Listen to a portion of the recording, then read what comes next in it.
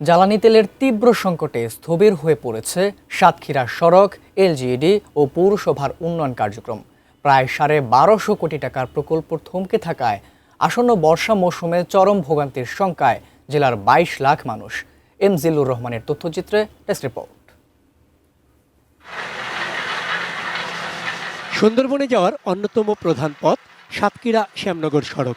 দীর্ঘদিনের ভোগান্তি শেষে ৮২২ কোটি টাকা ব্যয়ে ৬২ কিলোমিটার এই সড়ক নির্মাণ কাজ শুরু হলেও ৯ মাসে অগ্রগতি মাত্র ২০%। একই সঙ্গে এলজিইডির আওতায় ৮০ কিলোমিটার সড়ক সংস্কার এবং ৭০০ কিলোমিটার নতুন সড়ক নির্মাণে প্রায় ৩৫০ কোটি টাকা এবং পৌরসভার ড্রেন ও রাস্তা নির্মাণে আরও ৫০ কোটি টাকার প্রকল্প চলমান ছিল। কিন্তু ফেব্রুয়ারির শেষ দিক থেকে জ্বালানি তেলের সংকটে সবকিছুই থমকে যায়। ভেটকালি সড়কের ৬টি প্যাকেজে দৈনিক প্রায় ১০,০০০ লিটার তেলের প্রয়োজন হলেও মিলছে মাত্র ১ থেকে ১,৫০০ লিটার। বন্ধ হয়ে গেছে যন্ত্রপাতি, বন্ধ কাজের গতি।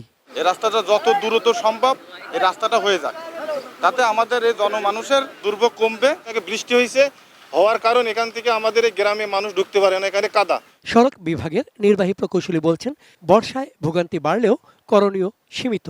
তো আমাদের ডিসি মহোদয়ের উদ্যোগে আমরা বিভিন্ন পেট্রোল পাম্পের মাধ্যমে কিছু তেল পাচ্ছে, ঠিকাদার কিছু কাজ চলমান রেখেছে, কিন্তু তা প্রয়োজনের তুলনায় অনেক কম।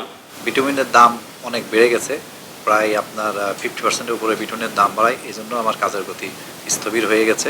এদিকে সংশ্লিষ্ট বিভাগগুলো তেল সরবরাহের জন্য ডিপোগুলোতে বার্তা পাঠালেও মিলছে না কাঙ্ক্ষিত সরবরাহ। না, পদ্মা মেঘনা যমুনার ডিপোতে কিন্তু আমরা চিঠি দিয়েছি যে সড়কে যেহেতু কার্যক্রম চলছে এবং এই প্রাপ্যতা অনুযায়ী সেই পেট্রোল পাম্পগুলোতে যেন সেই প্রয়োজনীয় পরিমাণ বরাদ্দ দেওয়া হয়। কিছু দিয়েছে, কিছু চলমান আছে। প্রকল্পগুলো দ্রুত চালু না হলে বর্ষায় সড়ক ভেঙে পড়া, জলাবদ্ধতা এবং যোগাযোগ বিচ্ছিন্নতার আশঙ্কা করছেন স্থানীয়রা। চন্দন পাল, ডেস্ক রিপোর্ট, এটিএন নিউজ।